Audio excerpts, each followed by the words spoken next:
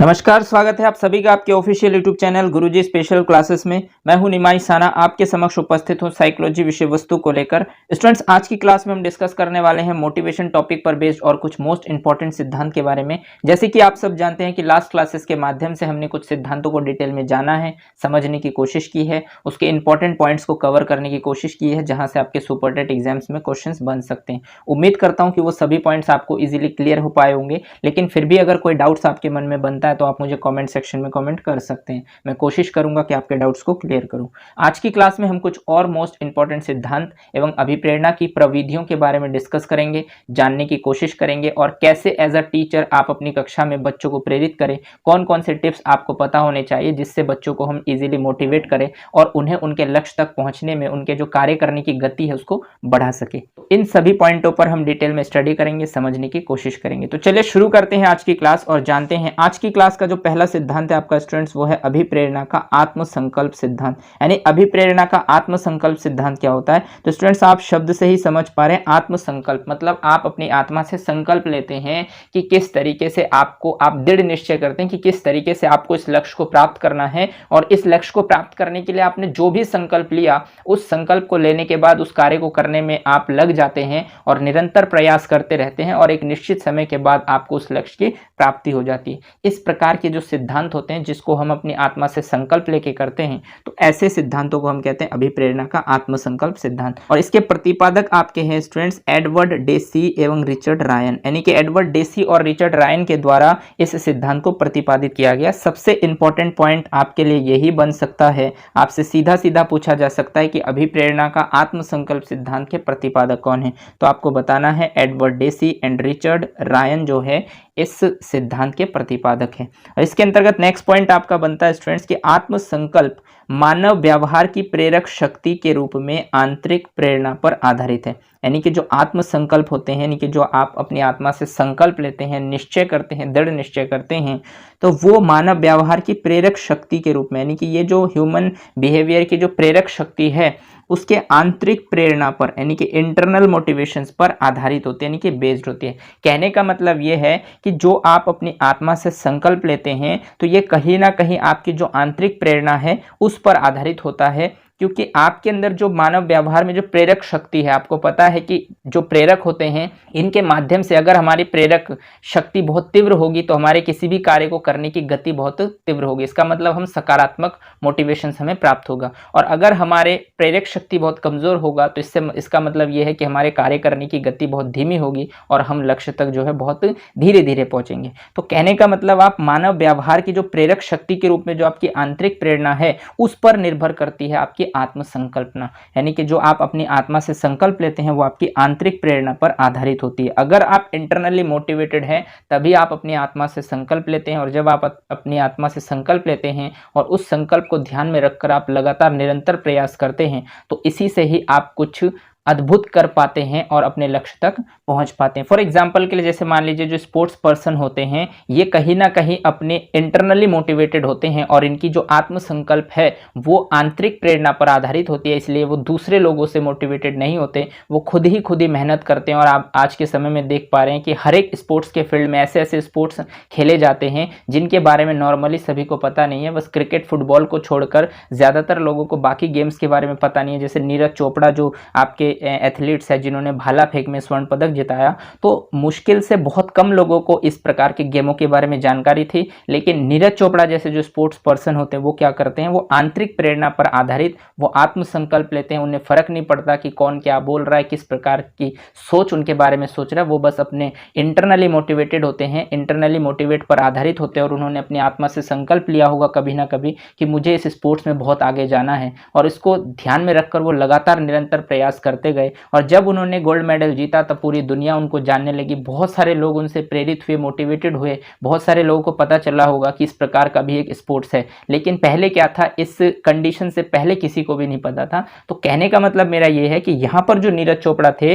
वो आपके आत्मसंकल्प के तौर पर कार्य कर रहे थे और उनकी जो आत्मसंकल्प है वो आंतरिक प्रेरणा पर आधारित थे, वो अंदर से मोटिवेटेड थे। उन्हें भी बहुत सारे लोगों ने बाहर से डिमोटिवेटेड किया होगा कि ये किस प्रकार का गेम है, कैसे आप गेम खेल रहे हो, और भी तो गेम है इंडिया में, यही थोड़ी खेला जाता है। बट वो उन्होंने उन सभी बातों को इग्नोर किया और अपनी सेल्फ कॉन्फिडेंस, सेल्फ बिलीव पर डटे रहे, लगातार निरंतर मेहनत करते गए और आज उन्हें दुनिया नीरज चोपड़ा के नाम से जानती है, गोल्ड मेडलिस्ट के नाम से। तो इस तरीके से स्टूडेंट्स, ये जो आपकी अभिप्रेरणा है ये आत्मसंकल्प है, आपकी आत्मा से संकल्प लेना है आपको। फॉर एग्जाम्पल के लिए मैं उन सभी स्टूडेंट्स से उम्मीद करूंगा कि आप भी इस प्रकार से आत्मसंकल्प लीजिए कि सुपर टेट का एग्जाम चाहे 1 साल बाद हो, 6 महीने बाद हो, 4 महीने बाद हो, जब भी एग्जाम होगा उससे पहले सुपर टेट का पूरा सिलेबस हमें कंप्लीट करना है, बार बार इसको प्रैक्टिस करनी है, अभ्यास करने हैं, ताकि जब भी इसकी वैकेंसी आए तो उसमें आपकी जो सीट है वो निश्चित हो जाए। इस प्रकार यदि आप आत्मसंकल्पना के साथ लगातार प्रयास कर रहे हैं तो आप बिल्कुल सही डायरेक्शन में हैं और आपको अपने लक्ष्य से कोई भी वंचित नहीं कर सकता। उम्मीद करता हूं कि आप मेरी बातों को समझ पा रहे हैं और अभिप्रेरणा के आत्मसंकल्प सिद्धांत को भी समझ पाए होंगे और इसके प्रतिपादक एडवर्ड डेसी एवं रिचर्ड रायन साहब है, तो इनको भी जान पाए होंगे। चलिए आगे बढ़ते हैं और देखते हैं नेक्स्ट सिद्धांत आपसे क्या कहता है। तो नेक्स्ट सिद्धांत आपसे कहता है स्टूडेंट्स, अभिप्रेरणा का गुणारोपण सिद्धांत, यानी कि अभिप्रेरणा का, मोटिवेशन का जो गुणारोपण सिद्धांत होता है, यानी कि गुणों पर आधारित जो सिद्धांत होते हैं वो क्या है। तो इसके प्रतिपादक अगर आपसे पूछा जाए कि अभिप्रेरणा का गुणारोपण सिद्धांत के प्रतिपादक कौन है, तो आप बताएंगे फ्रिट्ज ईदर, यानी कि फ्रिट्ज ईदर जो है अभिप्रेरणा से रिलेटेड उन्होंने गुणारोपण का सिद्धांत दिया है। तो अगर आपसे एग्जाम्स में प्रश्न पूछा जाए कि अभिप्रेरणा का गुणारोपण सिद्धांत के प्रतिपादक कौन है, तो आप बताएंगे फ्रिट्ज ईदर साहब है। और इनके अनुसार इन्होंने 1958 में इंटरपर्सनल रिलेशंस के मनोविज्ञान को प्रकाशित किया था, यानी कि सन 1958 में इंटरपर्सनल रिलेशन, यानी इंटरपर्सनल रिलेशंस का मतलब होता है कि जो आपके व्यक्तिगत आंतरिक संबंध होते हैं इसके मनोविज्ञान को उन्होंने प्रकाशित किया था। और यह जो सिद्धांत है अभिप्रेरणा का गुणारोपण सिद्धांत, यह सिद्धांत भी आपके आंतरिक प्रेरणा पर आधारित है। मतलब आंतरिक प्रेरणा का मतलब वही है आपका इंटरनल मोटिवेशंस, कि आपके जो गुण हैं वो आपके इंटरनल मोटिवेशंस पर डिपेंड करते हैं कि आप किस प्रकार के क्वालिटी के व्यक्ति हैं। किसी भी गुण को लेकर यदि आपके अंदर आंतरिक प्रेरणा है तो आप उस गुण के थ्रू आप उस लक्ष्य को इजीली प्राप्त कर सकते हैं। इसलिए ये जो अभिप्रेरणा का गुणारोपण सिद्धांत है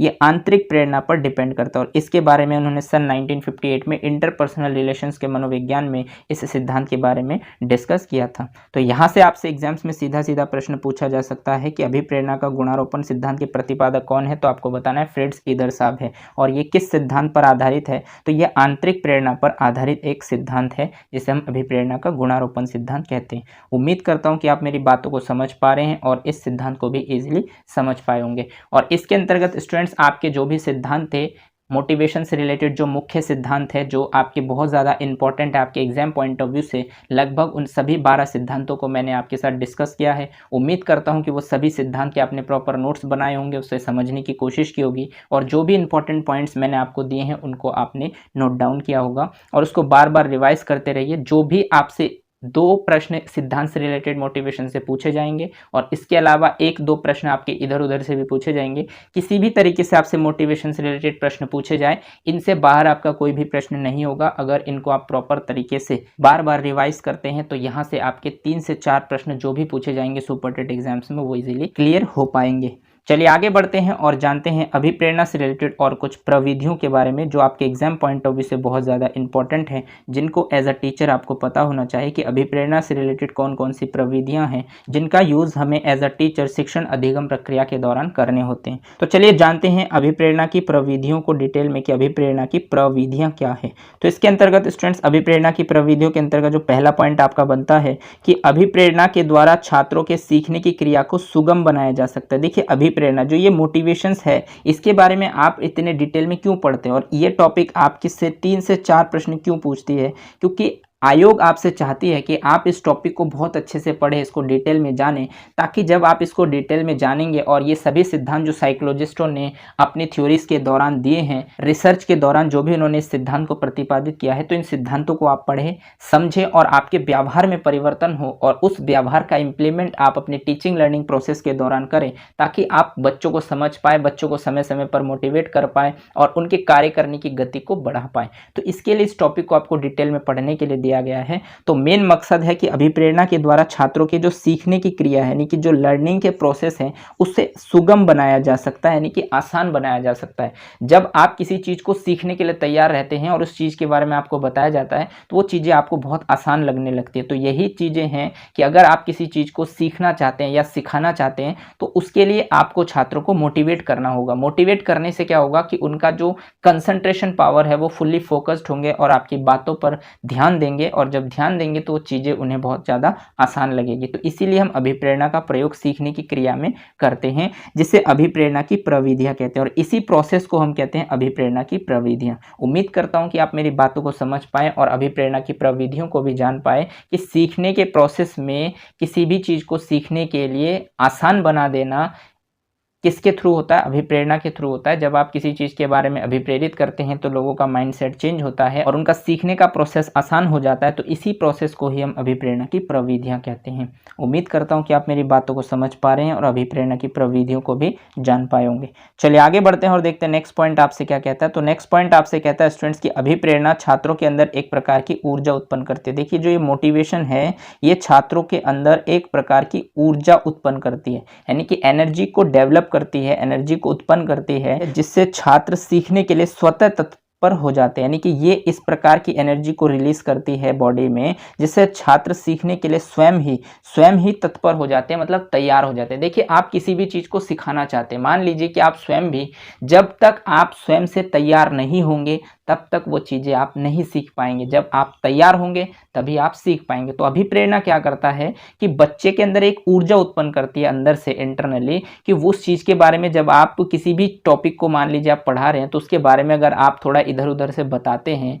उसके प्रति इंटरेस्ट जगाते हैं, तो क्या होता है कि उनके अंदर एक ऊर्जा उत्पन्न होती है और वो जानना चाहते हैं उस टॉपिक के बारे में कि ये क्या है, इसका क्या यूज़ है, इससे क्या बेनिफिट है। तो जब वो उनके अंदर ये ऊर्जा उत्पन्न होगी उस चीज़ को जानने की और उसके बाद आप उनको बताएंगे तो वो चीज़ को सीखने के लिए तैयार हो जाएंगे, यानी कि हमेशा फोकस्ड रहेंगे, तत्पर रहेंगे। तो इसी को ही हम अभिप्रेरणा की प्रविधियां कहते हैं और इसी से ही मोटिवेशन से आपको ये हेल्प मिलती है कि आपको चीज़ों को सिखाने में आसानी होती है। उम्मीद करता हूं कि आप मेरी बातों को समझ पा रहे हैं और इन सभी पॉइंटों को इजीली समझ पा रहे होंगे। चलिए आगे बढ़ते हैं और देखते हैं नेक्स्ट पॉइंट आपसे क्या कहता है। तो नेक्स्ट पॉइंट आपसे कहता है स्टूडेंट्स की शिक्षा में इस महत्व को आत्मसात करते हुए अभिप्रेरणा की निम्नलिखित प्रविधियों को अपनाया जाता है। देखिए शिक्षा में इस महत्व को आत्मसात करते हुए, यानी कि जो भी शिक्षा के क्षेत्र में मोटिवेशन का महत्व है उन सभी महत्व को आत्मसात करने के लिए, यानी कि उसको वैसे के वैसे ही एक्सेप्ट करते हुए अभिप्रेरणा की कुछ प्रविधियां हैं जिनको अपनाया जाता है। यानी कहने का मतलब यह है कि शिक्षा के क्षेत्र में जो आप मोटिवेशंस को पढ़ रहे हैं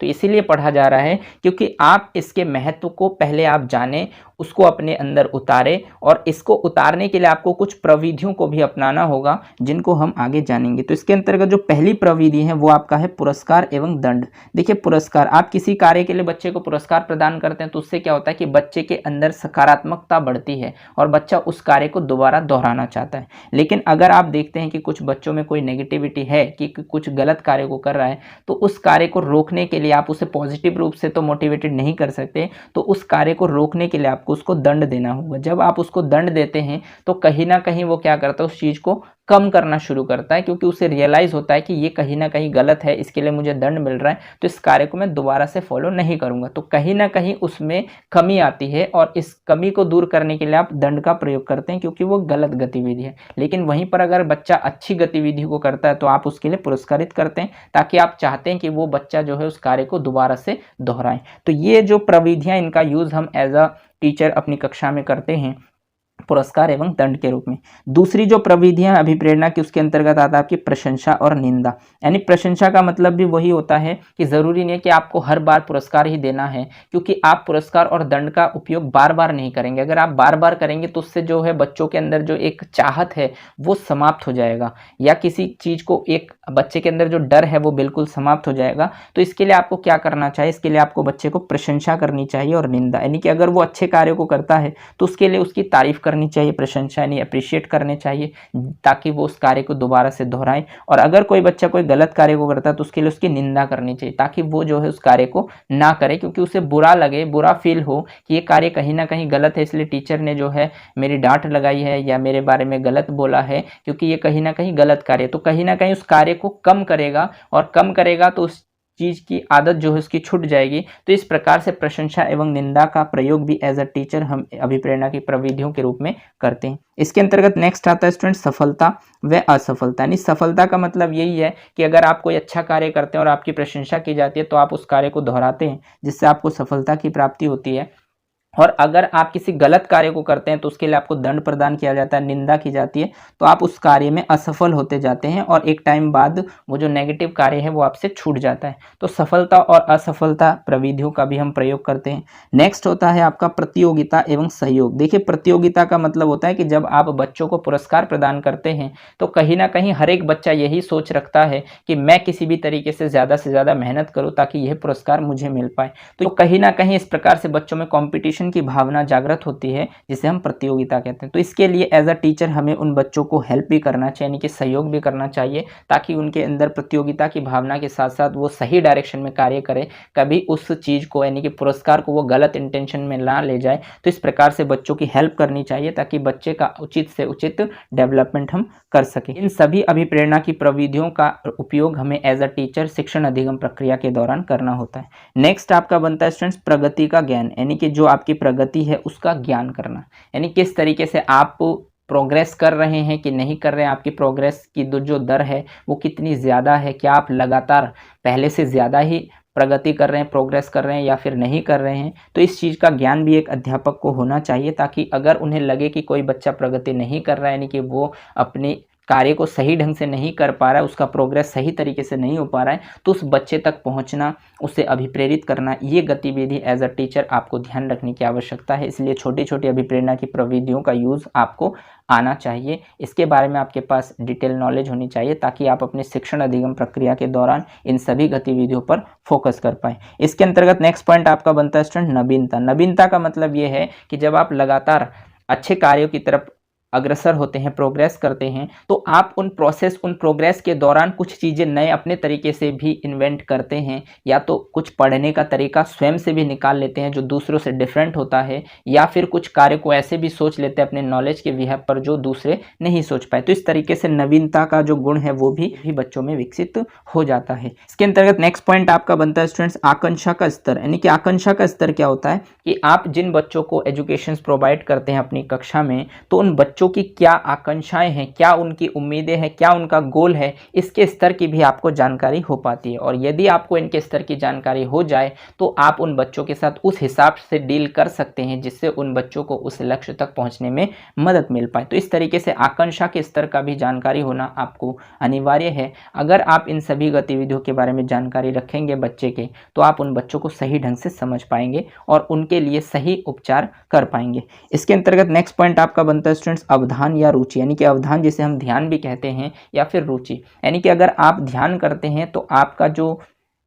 कंसंट्रेशन पावर है वो मजबूत होता है, आपका जो संकल्प होता है, आपके जो लक्ष्य होते हैं वो निश्चित होते हैं, और उससे आपकी जो रुचि है उसके बारे में भी जानकारी का पता चलता है। तो एज अ टीचर अगर आपके ध्यान और आपके इंटरेस्ट को जाना जाए तो उसके हिसाब से आपको उनसे रिलेटेड उदाहरणों के माध्यम से आपको उस चीज़ को, उस लक्ष्य के लिए आपको मोटिवेटेड किया जा सकता है। तो इस तरीके से जब आप अपनी कक्षा में अभिप्रेरणा की प्रविधि यानी कि अवधान या रुचि का प्रयोग करते हैं तो इससे क्या होता है कि आप बच्चे के इंटरेस्ट को जान पाते हैं। इस इंटरेस्ट के बिहाफ पर आप उनके लिए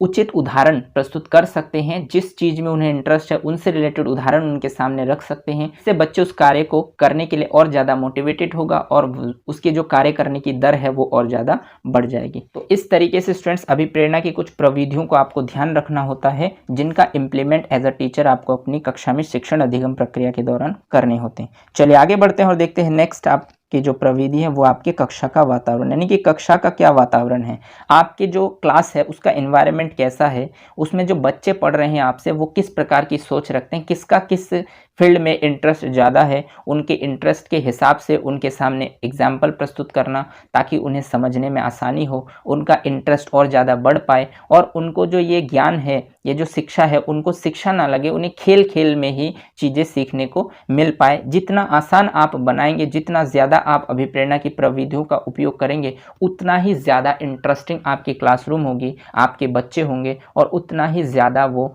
इन्वेंट कर पाएंगे, क्रिएटिव बच्चे बन पाएंगे। तो उम्मीद करता हूँ कि ये सभी पॉइंट आपके लिए बहुत ज़्यादा हेल्पफुल है। यदि आप इनका use as a human being आप अपने व्यवहार में करते हैं तो उसका रिजल्ट आपको आने वाले समय में देखने को मिलेगा। नेक्स्ट पॉइंट और लास्ट पॉइंट आपका बनता है स्टूडेंट्स की आवश्यकता का ज्ञान, यानी कि आवश्यकता का ज्ञान, किस बच्चे को किस चीज़ की आवश्यकता है, क्या नीड उसे है, इसका ज्ञान भी एक अध्यापक को होना बहुत ज़्यादा ज़रूरी है। ये सभी अभिप्रेरणा की प्रविधियाँ हैं जिनके अंतर्गत आपको पुरस्कार एवं दंड के बारे में जानकारी हो, प्रशंसा और निंदा, सफलता व असफलता, प्रतियोगिता एवं सहयोग, प्रगति का ज्ञान, नवीनता, आकांक्षा का स्तर, अवधान या रुचि, कक्षा का वातावरण, आवश्यकता का ज्ञान, ये सभी चीज़ों से क्या कर पाएंगे, आप बच्चों को समझ पाएंगे। और जब आप बच्चों को समझ पाएंगे तो जो जिस बच्चे में जिस प्रकार की क्वालिटी है उस बच्चे के लिए आप उससे रिलेटेड उदाहरण आप प्रस्तुत कर सकते हैं, जिससे बच्चा मोटिवेट होगा और अपने लक्ष्य को प्राप्त करने के लिए आगे बढ़ेगा, अग्रसर रहेगा, तो कहीं ना कहीं वो अपने लक्ष्य तक आसानी से निश्चित समय के दौरान पहुंच पाएगा। तो इस तरीके से इन सभी अभिप्रेरणा की प्रविधियों का इम्प्लीमेंट एज अ टीचर आपको अपनी कक्षा में शिक्षण अधिगम प्रक्रिया के दौरान करने होते हैं। यदि आप इस तरीके की प्रविधियों का प्रयोग करते हैं तो इसका मतलब आप अपनी कक्षा में ज़्यादातर अटेंशन पाते हैं, आपसे बच्चे बहुत ज़्यादा मोटिवेटेड रहते हैं और आपको देखकर और ज़्यादा उनके अंदर जिज्ञासा बढ़ती है, जिससे वो और ज़्यादा सीखना चाहते हैं और अपने लक्ष्य तक बहुत तेज़ी से आगे बढ़ते हैं। तो ये सभी गतिविधियों को आप अपने व्यवहार में ढालिए, क्योंकि यहाँ से आपके एग्जामिनर सीधे सीधे प्रश्न इस तरीके से बनाएंगे कि निम्नलिखित में से अभिप्रेरणा की प्रविधियाँ कौन सी है, कौन सी नहीं है। अगर आपको इसके बारे में जानकारी है, आप अभिप्रेरणा की प्रविधियों को जानते हैं, समझते हैं, तो आप उनमें से राइट ऑप्शन तक इजीली पहुंच पाएंगे। उम्मीद करता हूं कि आप मेरी बातों को समझ पा रहे हैं और इन सभी पॉइंटों को इजीली क्लियर कर पाए होंगे। चलिए आगे बढ़ते हैं और देखते हैं नेक्स्ट पॉइंट आपसे क्या कहता है। और ये आपके मोटिवेशन टॉपिक का लास्ट पॉइंट है स्टूडेंट्स की बच्चों को प्रेरित करने के तरीके, यानी कि एक टीचर्स के रूप में बच्चों को प्रेरित करने के किस प्रकार के तरीके आपको अपनाने चाहिए, जिससे आप अपनी कक्षा में अटेंशन प्राप्त कर सकते हैं और बच्चों को मोटिवेट कर सकते हैं अपने लक्ष्य को प्राप्त करने के लिए। तो सबसे पहला पॉइंट आता है आपका स्टूडेंट्स की पूर्व ज्ञान से जोड़कर। जब भी आप किसी चीज़ को पढ़ाते हैं तो उस जानकारी को आप उस जानकारी से पूर्व जानकारी को ध्यान में रखकर, यानी कि उस बच्चे के पूर्व, यानी कि उन बच्चों के पूर्व ज्ञान से जब आप जोड़कर उस टॉपिक के बारे में बताते हैं तो कहीं ना कहीं बच्चों का इंटरेस्ट अपने आप डेवलप होता है और वो आपकी बातों को फॉलो करता है, सुनता है सीरियसली। और जब आपकी बातों को कोई व्यक्ति ध्यान से सुनेगा तो वो चीज़ों को समझ भी पाएगा और उसको वो जो टॉपिक है वो इजीली क्लियर भी हो जाएंगे। तो इस तरीके से जब भी आप किसी चीज़ को पढ़ाएं या किसी भी टॉपिक को पढ़ाएं तो उसे उसके पूर्व ज्ञान से जोड़कर ही पढ़ाएं, ताकि बच्चे प्रेरित हो सके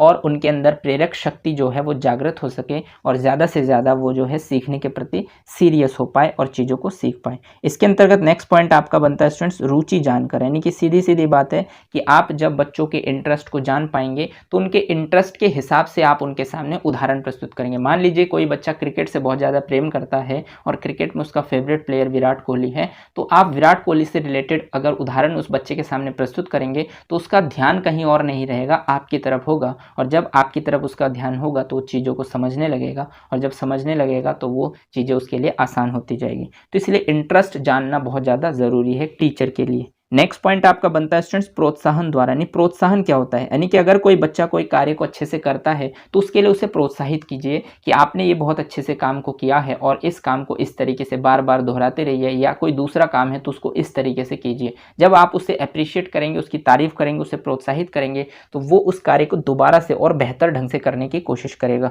और कहीं ना कहीं बच्चों को प्रेरित करने के ये तरीके होते हैं जो टीचर्स को पता होना चाहिए, ताकि वो बच्चों के अंदर इंटरेस्ट को डेवलप कर पाए। इसके अंतर्गत नेक्स्ट पॉइंट आपका बनता है स्टूडेंट्स जिज्ञासा शांत करके, यानी जिज्ञासा शांत करके। देखिए बच्चों के अंदर बहुत सारे जिज्ञासाएं होते हैं, वो हर एक चीज के बारे में जानकारी प्राप्त करना चाहते हैं और यदि आप एक बेहतर अध्यापक है और आपको चीज़ों के बारे में नॉलेज है तो आप उनकी जिज्ञासा को शांत कर सकते हैं, यानी कि उनको समझा सकते हैं, उनकी जिज्ञासा को समाप्त कर सकते हैं कि क्या आप सोच रहे हैं, आपको क्या सोचना चाहिए, किस तरीके से ये चीज़ें होते हैं। जब आप उनकी जिज्ञासा को शांत करते हैं तो उनका इंटरेस्ट उस टॉपिक के प्रति और ज़्यादा बढ़ जाता है, जो आपको कहीं ना कहीं आगे आने वाले समय में हेल्प देता है। तो ये भी आपको अपनी कक्षा के दौरान करने होते हैं बच्चों को प्रेरित करने के लिए। ठीक, चलिए आगे बढ़ते हैं और देखते हैं नेक्स्ट पॉइंट आपसे क्या कहता है। तो नेक्स्ट पॉइंट आपसे कहता है स्टूडेंट भ्रम दूर करके, यानी कि भ्रम को कैसे दूर करना है। जैसे बच्चों में बहुत तरीके की गलत भावनाएं भी वो सोच लेते हैं मन ही मन, उनके अंदर भी बहुत सारे भ्रम होते हैं। तो उस भ्रम को दूर करना कि आप जो सोच रहे हैं आप कहाँ पर गलत है, ये गलत सोच है, आपकी थिंकिंग सही नहीं है। इस तरीके से यदि आप सोचेंगे तो कभी भी आप अपने लक्ष्य तक नहीं पहुँच सकते। तो इस तरीके से उनकी जिज्ञासा को शांत करना, उनके अंदर कोई भ्रम है तो उस भ्रम को दूर करना और सही ऑथेंटिक नॉलेज देना, ये एक शिक्षक का रोल होता है। अगर आप एज अ टीचर इस तरीके की गतिविधियों को करते हैं तो आप अपनी कक्षा को बहुत ज़्यादा प्रेरित कर पाएंगे और आपकी कक्षा के जो बच्चे हैं वो कहीं ना कहीं सही डायरेक्शन में कार्य को कर पाएंगे और उनके कार्य करने की जो गति है वो दिन प्रतिदिन बढ़ती जाएगी। उम्मीद करता हूँ कि आप मेरी बातों को समझ पा रहे हैं और इन सभी पॉइंटों को इजीली क्लियर कर पा रहे होंगे। चलिए आगे बढ़ते हैं और देखते हैं नेक्स्ट पॉइंट आपसे कहता है स्टूडेंट्स। नेक्स्ट पॉइंट आपसे कहता है तत्परता लाकर, यानी तत्परता का मतलब होता है तैयार कर। यानी कि अगर आप कोई चीज़ सीखना चाहते हैं तो उस चीज़ को सीखने के लिए सबसे ज़रूरी है आपका तैयार होना। अगर आप तैयार नहीं हैं, फॉर एग्जांपल के लिए जैसे मान लीजिए मैं आपको मोटिवेशन के टॉपिक के कंटेंट आपको दे रहा हूँ, बहुत सारे बच्चे ऐसे भी हो सकते हैं कि उन्होंने देखा एक आध वीडियो और उन्हें लगा कि हाँ ठीक ठाक कराया है तो उसको बाद में करेंगे, ठीक। तो इसका मतलब अभी आप तैयार नहीं हैं। और अगर आपको लगता है कि नहीं सर ने जो है बहुत अच्छे कंटेंट दिए हैं, इनको मुझे अभी करना चाहिए क्योंकि ये कहीं ना कहीं 3 से 4 मार्क्स के टॉपिक है सुपर टेट के लिए, तो कहीं ना कहीं इसमें जितने भी कंटेंट वो दे रहे हैं उसको मैं अच्छे से प्रॉपर नोट्स बनाऊं, उसको बार बार रिवाइज करूं ताकि मेरे 3 से 4 क्वेश्चन जो है वो कंफर्म हो जाए। तो इसका मतलब आप इस चीज़ को तैयार हैं इस चीज़ को करने के लिए। और जब आप तैयार रहेंगे और चीज़ों को प्रॉपर वे में करेंगे तो चीज़ें आपको आसान लगेंगी, आपको कहीं पर भी टफ नहीं लगेंगे और आप चीज़ें सीखते जाएंगे और आप अपने लक्ष्य में आगे बढ़ते जाएंगे। तो इसलिए ज़रूरी है तत्परता लाकर, यानी कि बच्चे को सबसे पहले तैयार करना बहुत ज़्यादा ज़रूरी है। चलिए आगे बढ़ते हैं और देखते हैं नेक्स्ट पॉइंट आपसे क्या कहता है। तो नेक्स्ट पॉइंट आपसे कहता है स्टूडेंट्स उचित शिक्षण विधि द्वारा, यानी कि उचित शिक्षण विधि क्या होता है। तो देखिए शिक्षण विधि एज अ टीचर जब आपने बीएड और डीएलएड का प्रशिक्षण लिया होगा तब आपको बहुत सारे शिक्षण विधियों के बारे में डिटेल में पढ़ने को मिला होगा, आपने उससे नॉलेज ली होगी और कहीं ना कहीं उसका इंप्लीमेंट आप अपनी टीचिंग लर्निंग प्रोसेस के दौरान किए होंगे। लेकिन अगर आपने उस टाइम नहीं भी किया है तो भी मैंने आपको सुपर टेट के सिलेबस में जो आपका शिक्षण कौशल का जो सेक्शन आता है जिसमें शिक्षण कौशल एवं शिक्षण विधियों के बारे में हम डिटेल में पढ़ते हैं, जिसके अंतर्गत मैंने आपको 8 टॉपिक पढ़ाए, उसमें एक टॉपिक आता है आपका शिक्षण कौशल एवं शिक्षण की विधियां। तो उसमें मैंने आपको डिटेल में बताया है, लगभग 20 शिक्षण विधियों को मैंने आपको बताया है, जिसके प्रतिपादक के साथ साथ उसके अंतर्गत जो भी इंपॉर्टेंट पॉइंट्स बनते हैं उस शिक्षण विधि से रिलेटेड सभी पॉइंटों को आपको कवर कराया है। तो अगर आपने शिक्षण विधि वाले सेक्शंस को बहुत अच्छे से पढ़ा होगा तो आप समझ सकते हैं कि एक टीचर्स का क्या रोल होता है, कब आपको क्वेश्चन आंसर मेथड का यूज़ करना होता है, कब आपको प्रोजेक्ट मेथड का यूज़ करना होता है, कब आपको ह्यूरिस्टिक मेथड का यूज़ करना होता है, वो सभी चीज़ें मैंने आपको बताएं। तो अगर आपको उसके बारे में जानकारी है तो आप उचित शिक्षण विधि का प्रयोग कर पाएंगे और जब आप उचित शिक्षण विधि का प्रयोग करेंगे तो आपसे जो बच्चे पढ़ेंगे वो कहीं ना कहीं प्रेरित होंगे और अपने लक्ष्य के प्रति आगे बढ़ते जाएंगे। उम्मीद करता हूँ कि आप मेरी बातों को समझ पा रहे हैं और इन सभी पॉइंटों को ईजिली क्लियर कर पा रहे होंगे। चलिए आगे बढ़ते हैं और देखते हैं नेक्स्ट पॉइंट आपसे क्या कहता है। तो नेक्स्ट पॉइंट आपसे कहता है स्टूडेंट्स कक्षा के प्रजातांत्रिक वातावरण द्वारा, यानी कक्षा के प्रजातांत्रिक वातावरण। देखिए प्रजातांत्रिक वातावरण का मतलब वो होता है कि आपकी कक्षा का ऐसा एनवायरनमेंट कि जब भी किसी बच्चे को किसी भी चीज़ के लिए डाउट हो या कोई इंक्वायरीज हो तो वो बेझिझक खड़े होकर आपसे पूछ सकता है और आप उसे इजी वे में बता सकते हैं। ऐसा माहौल ना हो कि बच्चे के मन में डाउट्स है और आपके डर की वजह से बच्चा नहीं पूछ पा रहा है या शर्म की वजह से बाकी बच्चे उसकी मजाक ना बनाए, उस पर हंसे ना, तो इस वजह से बच्चा जो है अपनी जिज्ञासा को वहीं समाप्त करके चुप बैठ जाए। इस प्रकार का वातावरण यदि आपका है तो उस वातावरण को हम प्रजातांत्रिक वातावरण नहीं कहते हैं, क्योंकि प्रजातांत्रिक वातावरण का मतलब होता है कि जब जिसके मन में जो भी डाउट्स है, जो भी चीज़ें हैं, वो बेझिझक खड़े होकर पूछ सकता है, चाहे वो अध्यापक से पूछे या अपने क्लासमेट से पूछे और कोई किसी की बातों पर मजाक ना बनाए, कोई हंसे ना, बेझिझक आप अपनी प्रॉब्लम्स शेयर कर पाएँ, आप अपनी जो भी जिज्ञासा है उसको शांत कर पाएँ, आप अपने भ्रम को दूर कर पाएँ। इस प्रकार की यदि आपके एनवायरनमेंट है तो इसका मतलब आपकी कक्षा का प्रजातांत्रिक वातावरण है और ऐसे वातावरण में बच्चे जो है प्रेरित होते हैं और अपने लक्ष्य के प्रति लगातार आगे बढ़ते जाते हैं। उम्मीद करता हूँ कि आप मेरी बातों को समझ पा रहे हैं और इस पॉइंट को भी ईजिली क्लियर कर पाएंगे। और लास्ट पॉइंट आपके इस टॉपिक से रिलेटेड स्टूडेंट्स ये है कि जीवन से संबंधित उदाहरण द्वारा, देखिए आप कोई भी चीज़ें पढ़ाएं तो उसको लाइफ से रिलेट करके चीज़ों को पढ़ाएं, और ये चीज़ें आपको एनसीएफ 2005 में भी बताया गया है कि जीवन से संबंधित करके आप चीज़ों को बताएं, क्योंकि जब आप जीवन से रिलेट करके बताएंगे तो वो बच्चे को वो चीज़ें आसान लगने लगेंगी, क्योंकि वो कहीं ना कहीं उनके लाइफ से जुड़ी हुई घटनाएं होंगे और उनका इंटरेस्ट स्वयं ही बन जाएगा। तो इसी से ही बच्चे को आप कक्षा में प्रेरित कर सकते हैं, और इस तरीके से यदि आप प्रेरित करते हैं तो आप एक इंटरेस्टिंग क्लासरूम को डेवलप कर सकते हैं। आपके बच्चे हमेशा मोटिवेटेड रहेंगे और अपने लक्ष्य के प्रति बिल्कुल स्पष्ट रहेंगे, क्लियर रहेंगे, और उनकी कार्य करने की जो दर है वो लगातार बढ़ती जाएगी और एक निश्चित समय के अंतर्गत वो अपने लक्ष्य को प्राप्त भी कर पाएंगे। उम्मीद करता हूं कि यह अभिप्रेरणा टॉपिक आपको इसीलिए आयोग ने पढ़ने के लिए दिया है ताकि आप इस टॉपिक को अच्छे से पढ़ें। इनसे रिलेटेड जो साइकोलॉजिस्टों ने सिद्धांत दिए हैं, इसके जो तत्व है, इसके जो कार्य प्रणाली है, उन सभी गतिविधियों को, अभिप्रेरणा से रिलेटेड प्रविधियां हैं जिनको एक अध्यापक को किस तरीके से जानना चाहिए, उसका इम्प्लीमेंट अपने व्यवहार में किस तरीके से करना चाहिए, ये सभी चीज़ें आप जान पाएँ, सीख पाएँ। यदि आपने इसको फील करके पढ़ा होगा और आपने अपने व्यवहार में परिवर्तन किया होगा और इसके प्रॉपर आपने नोट्स बनाए होंगे, बार बार आप इसको रिवाइज करेंगे तो कहीं ना कहीं ये आपके जहन में उतर जाएगा, और जब आप इस तरीके से चीज़ों को पढ़ेंगे तो आप स्वयं भी मोटिवेटेड होंगे और आपके आसपास जो भी आपके मित्र होंगे, जो भी आएंगे, वो भी मोटिवेटेड होंगे और आप अपने लक्ष्य तक इजीली पहुंच पाएंगे। तो ये जो टॉपिक है स्टूडेंट्स आपके लिए तो बहुत ही ज़्यादा इंपॉर्टेंट है, हर एक व्यक्ति के जीवन के लिए बहुत ज़्यादा इंपॉर्टेंट है, और खासकर आप सुपर टेट की तैयारी कर रहे हैं तो कहीं ना कहीं इसका तो आपके सुपर टेट के एग्जाम पॉइंट ऑफ व्यू से भी काफ़ी ज़्यादा रोल है, क्योंकि यहाँ से आपसे 3 से 4 प्रश्न तो पूछे जाएंगे ही जाएंगे। ऊपर से यदि आप हमेशा मोटिवेटेड रहते हैं और आंतरिक रूप से प्रेरित रहते हैं और लगातार अपने लिए कार्य करते हैं तो आप अपने लक्ष्य को बहुत जल्दी प्राप्त कर पाएंगे, और यही आपके लिए बेनिफिट होगा कि आप लगातार इसे प्रयास करें और आप अपने लक्ष्य को ईजिली प्राप्त करें। उम्मीद करता हूँ कि यहाँ तक जो भी बातें मैंने आपके साथ डिस्कस किए हैं पिछले कुछ क्लासेस के माध्यम से मोटिवेशन से रिलेटेड, वो सभी आपको क्लियर हो पाए होंगे। लेकिन फिर भी अगर कोई डाउट्स आपके मन में बनता है तो आप मुझे कमेंट सेक्शन में कमेंट कर सकते हैं, मैं कोशिश करूंगा कि आपके डाउट्स को क्लियर करूं। मिलते हैं नेक्स्ट क्लास में प्रैक्टिस सेट्स के साथ अभिप्रेरणा से रिलेटेड। तैयारी बहुत अच्छे से कीजिए, बार बार रिवाइज कीजिए और उसके बाद प्रैक्टिस सेट को सॉल्व कीजिए, ताकि आपको लगे कि हाँ आपने जो इस टॉपिक के अंतर्गत जो भी चीज़ें पढ़े हैं वो कहीं ना कहीं आपको हेल्प दे रहे हैं। ठीक, आज के लिए बस इतना ही। अगर आपको क्लास अच्छी लगी हो तो इसे लाइक कीजिए, अपने दोस्तों के साथ शेयर कीजिए, और अगर आपने चैनल को सब्सक्राइब नहीं किया है तो चैनल को सब्सक्राइब कर लीजिए, बेल आइकन को भी प्रेस कर दीजिए, ताकि इसी तरीके के बेनिफिशियल वीडियो जब भी मैं आपके लिए बनाऊं तो आपको टाइम टू टाइम नोटिफिकेशन मिलते रहें। धन्यवाद, जय हिंद।